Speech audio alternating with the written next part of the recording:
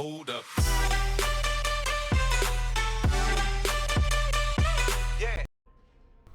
Yo, what's going on, guys? It is FoxyDude98 here, and welcome back to a brand new video for you guys today on my channel. Today we are back here for round 7 of this F1 2016 career mode. I probably got it wrong, it's actually round 6 of this F1 2016 career mode, season 4 with Ferrari, and we are here for the Monaco Grand Prix. Now, as you can see from the vehicle performance comparison chart, Red Bull have made a couple of upgrades and they've closed the gap between me and Mercedes, so that's going to be pretty interesting. But if you do enjoy today's video, drop a like on it, that'd be absolutely awesome, and subscribe to the channel if you have not yet subscribed. And just one or two things I want to talk about then today. So in terms of uploads for next week, next week is my final week in university before I break up for Christmas on the Friday. However, I am very, very busy next week, and when I mean busy, I'm not just like taking the mick or anything. I've got a lot of stuff that's going on next week. So in terms of uploads, they may not be as regular as possible. I'll do my best to try and get as many videos out as possible, but please don't please be aware that there may be 1 or 2 days where I won't be uploading a video because I've got essays for uni that I'm still working on at the moment. I'm out Thursday. I'm going to watch the new Star Wars film, so I won't be recording on Thursday, and I'll probably be vlogging that day anyway. Friday and Saturday I'm working, and then Sunday is my only free day, and then I got Monday and Tuesday and Wednesday, but I've just got to work on the essay still. So, you know, it may be the fact that there may not be as many videos as there should be, but yeah, the week after that, then I'm completely free. I've got every single day off, and I can just literally grind out videos and do my hobbies again. But of course, since YouTube is just a hobby and it's not a full-time job or anything, and I'm doing it for the sake of I like making videos and stuff, I've got to put it aside and put the important work in first. So yeah, if there's not many videos next week, I do apologise, but there's nothing I can do about it, and yeah, you just have to kind of accept it, and I hope you understand. But anyway then, as you can see, into practice we go. We were here for the Monaco Grand Prix. We did all the practice programs nice and well. And we can move on from that. And as you can see, we're gathering up the resource points because I want to get a second engine upgrade, basically. That was my target for the Canadian Grand Prix, because we've got Canada, Azerbaijan and Austria coming up, some high-speed circuits. And I definitely wanted to bring in some more engine power. Because as you saw, basically, from the previous Grand Prix in Spain, you saw down the pit straight that the Mercedes drivers were still extremely, extremely fast. And I wanted to try and make sure that we could match that. So into qualifying we go here. Into Q1 you can see there's intermediate conditions, and we come across the lines to the fastest lap by a very, very long way. I think we were about 1.3 seconds clear at the end. I'm not really sure, I can't really see what that says because it's blurry. It's not actually 1.3 seconds clear, but you know what I mean. But anyway, we were very, very quick in the intermediate conditions because we went out at the very last second to go and do our flying lap. And then into Q2 we go, and once again, we're doing this at the very end of qualifying because it was intermediate conditions to start with, and then it dried off. So I'm here on the ultra soft tyres, and I'm going to come across the line. Only P4. I was actually a long way off the pace compared to Verstappen and Hamilton and even my teammate, I think. And I nearly got knocked out in Q2. My lap time was actually very, very poor. So that was very lucky for myself there. But Daniel Ricciardo got knocked out of Q2 because he didn't set a lap time on the dry tyres. So that's pretty embarrassing for him. But as you can see then, into Q3 we go. We've now realised that Max Verstappen is on pole position, and I'm going to try everything to get through, and I just do that with a 1:13.5, giving us pole position in this race. It's actually a Ferrari 1-2, so we've got the front row is locked out between me and Sebastian Vettel, so a perfect qualifying session for Ferrari. Max Verstappen outperforming the Red Bull car, because of course it's only the 3rd fastest car. It's not the quickest car on the grid. He's outperformed that car, and he's beaten the 2 Mercedeses, who are still the fastest cars on the grid at the moment. But a very strong qualifying result, a perfect one for Ferrari. And hopefully we can convert that and get some strong points out of it. So as you can see, we beat Lewis Hamilton in the driver rivalry, which is very, very cool. And that gives us maximum, driver position there. But we're going to listen to the session goals now from Emma. But more importantly, let's get into this race and see what we can do in the Monaco Grand Prix. Well then, after an exciting qualifying session yesterday, let's take a look at how the cars line up. It's Ferrari in pole position then, with Sebastian Vettel starting alongside. Looking down the rest of the grid, we have Verstappen, Hamilton, Nico Rosberg and Button, Alonso, Hülkenberg, Bottas and Felipe Massa, Grosjean, Palmer, Sergio Perez and Sainz, Kvyat, Ricciardo, Esteban Gutierrez and Kevin Magnussen, Haryanto and Wehrlein, Felipe Nasser and Marcus Ericsson rounds off the grid. Now it's almost time to lights out, so let's go down to the track.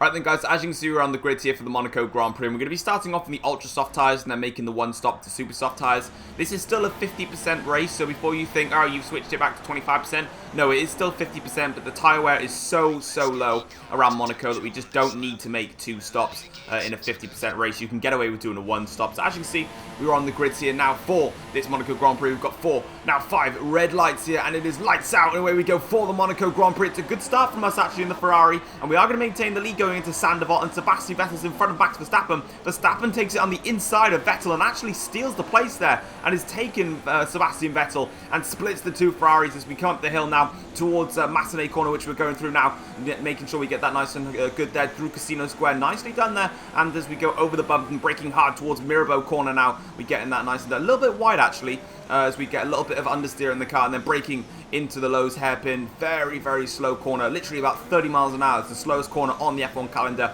And as we make our way through the tunnel, we've got yellow flags behind us, and the safety car has been deployed on the first lap, and Kevin Magnussen is out of this Grand Prix. So I've only got 1 replay camera, but as you can see here, we've got Sergio Perez coming through, and then he outbrakes and smashes into the Haas, and then Magnussen's in the background, and there's just a massive calamity of cars, and they all break into each other and blow each other up. As you can see, onto lap 4 of the Grand Prix, the safety car is coming in at the end of this lap. However, I was able to follow the safety car really close actually. I wasn't limited as I thought I would be on the limiter. So I actually managed to build up quite a bit of a gap, and I didn't bunch up the field like you would normally see me do. Because quite frankly, there was no point in bunching up the field. I might as well just get away whilst I can. On to lap 15 of the Grand Prix now, skipping all the way ahead. I've got a nice comfortable gap. We've got a yellow flag out front, so we've got some sort of incident as we've got an action-packed Grand Prix. And it's Gutierrez that's got, he's spun round in the Nobel chicane, so I don't know what he's doing. I don't know how he's there, but Gutierrez has gone spinning around, and I don't think I got a replay camera of how Gutierrez spun there, unfortunately, but a little bit of accidents there. But luckily for myself, in terms of the race, I was able to hold firm about a 2.5 second lead over Verstappen and Vettel, and they just weren't able to close in on me, luckily. So as you can see, we're coming into the pits now, but of course, again, Monaco is just one of those circuits where you're just not going to get many overtakes. But as you can see, we put on the super soft tyres, but unfortunately, Max Verstappen holds us up just a tiny bit there. Not too much, but it did cost us about a second or so. And that is actually going to allow Max Verstappen to close in on us by about that crucial 1 second, because of course, he was he's taken the benefit of having to hold up me. And then that's going to give him the chance to close up. But you can see here, Felipe Massa is now right behind. But as you can see, we're not going to be any trouble. We're not going to be troubled by Massa on his ultra soft tyres. We don't need to worry about that at all. On to lap 19 of the Grand Prix now, and you can see Max Verstappen's getting very close behind as I'm struggling on these super soft tyres, but it's Romain Grosjean that is now out of the Monaco Grand Prix. So a lot of casualties here in Monaco, and we're going to find out why. So as you can see, they're coming up the hill now, down towards Massenet corner here, and unfortunately, Grosjean's engine has gone, and that's more problems for the Haas F1 team, who are having a shocking race right now, with Gutierrez spinning, and being I don't know, it's just all happening at the moment. On to lap 27 of the Grand Prix, if you have a look on the mini-map, you can see that there's a yellow flag and a bit of a bunch up there down at the Nubal chicane. Now, it didn't cause a safety car or anything. You can see it on the left of your screen, bottom left. Now, I'm not quite sure what happened, but we're going to find out why. So this is Gutierrez here at the Nubal chicane. We've got Jenson Button just sitting in behind him. And then we've got Alonso behind as well. And, like, Gutierrez has just stopped there. Button's like, alright, yeah, I'll see you later, bye. But Gutierrez has actually got a left rear puncture. So that's really weird to see that. And further on to lap 27, the incidents don't stop there. Look at the chaos coming into Rascasse. Oh my god, there is literally everyone here. We've got Bottas, we've got Asabo, we've got Sainz, we've got Ricciardo, we've got Hulkenberg, we've got Kvyat, and I'm just trying to like navigate and nearly crashing into everyone. Okay, that was yeah, this Monaco Grand Prix hasn't had any action in terms of overtaking, but it's certainly got the incidents going on in this race, as I'm just comfortably leading away. Nico Rosberg has managed to capitalise, and he's overtaken both Verstappen and Vettel in the process of all that carnage. And we're going to have a look at it now from my point of view. So you can see that I'm forming a little bit of a train right now, because I'm trying to save fuel at this point in the race. And here comes the carnage. So Verstappen runs into the back of me, and I get warned for a collision for that. But you can see all of those drivers getting stuck behind, whilst I'm just going to kindly navigate my way through. And yeah, that was one of the weirdest things ever. So this is, oh, look who it is. It's Esteban Gutierrez. It's not like he's caused any trouble in this race at all. He's the culprit of literally everything. So he's, oh wow, he's just stopped. He's like, nah, I can't be bothered to race anymore, guys. I'm bored. This is it again. Look, they're just going to stop. Yeah, there's a Sauber, there's a Mana, there's the Toro Rosso, some front wings flying everywhere. And then they're going to start running forward a little bit. Have we got anyone else that wants to join in this carnage? Oh yeah, we definitely got some more that's going to join in this carnage. We've got a Force India. This the Toro Rosso goes into the back of the Mana, and then all of a sudden we're going to have some. There's Ricciardo. Yeah, this is quite normal here into Rascas. We've got another Toro Rosso. Then there's me coming through, trying to find a way past. Like, excuse me, hang on, I just need to get through in this traffic. There's a Williams going back into the side. I don't even know, to be honest. On to lap 30 of the Grand Prix though, and my train is still going along quite nicely. And the safety car has now been deployed for the second time in this Grand Prix, and there was no reason for this to come out. Now, it was the exact same problem as we had in the Spanish Grand Prix, whereby the safety car just literally came out. There was no reason for it, but unfortunately it's out of the race. Oh look, it's Gutierrez again. It seems that Gutierrez has a problem. Whatever could it be? He's out of the race. Now, this is on the safety car, so he's trying to catch up to the safety car, and he just goes and crashes into the wall. I can't hold but laugh at the fact that what Gutierrez has done in this race. I don't know how he's done that. All Gutierrez has got to do is catch up to the back of the safety car, which is what he's needed to do.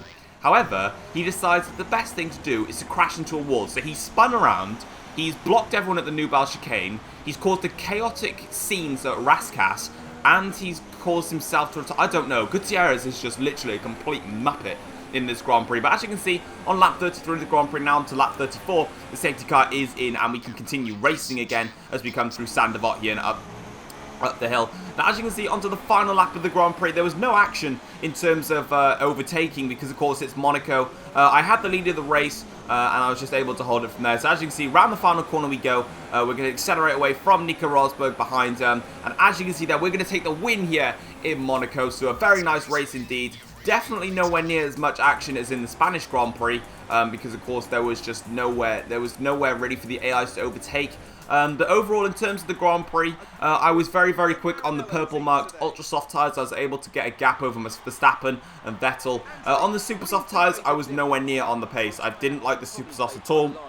I had a lot of understeer in the car. It was harder to brake with the super soft tyres on, and I just didn't like them at all. But really, the race was overshadowed by the amount of incidents that happened in this Grand Prix, with the crash down into the Lowe's hairpin at the start of the lap, the safety car coming out, Gutierrez causing 4 incidents, one killing himself really, and then another safety car. So we had about 6 or 7 incidents in that Grand Prix to wrap things up. But guys, that is going to wrap it up for the Monaco Grand Prix. If you did like the incidents and the carnage from the other AIs, drop a like on the video, it'd be much, much appreciated. And if you have not yet subscribed to the channel, that'd be absolutely awesome, and it really does mean a lot to see every person come into the channel and watching my videos every single day. But as you can see, there is the full classification, so I'm going to take the race win here ahead of Nico Rosberg and Max Verstappen. Vettel finishing in 4th, so a bad result really for Sebastian, and then Lewis Hamilton coming on to finish in 5th place. But as you can see, a very good result indeed, and that is going to mean that we're going to increase our lead in the drivers' standings over Lewis Hamilton, of course, outscoring him by a good number,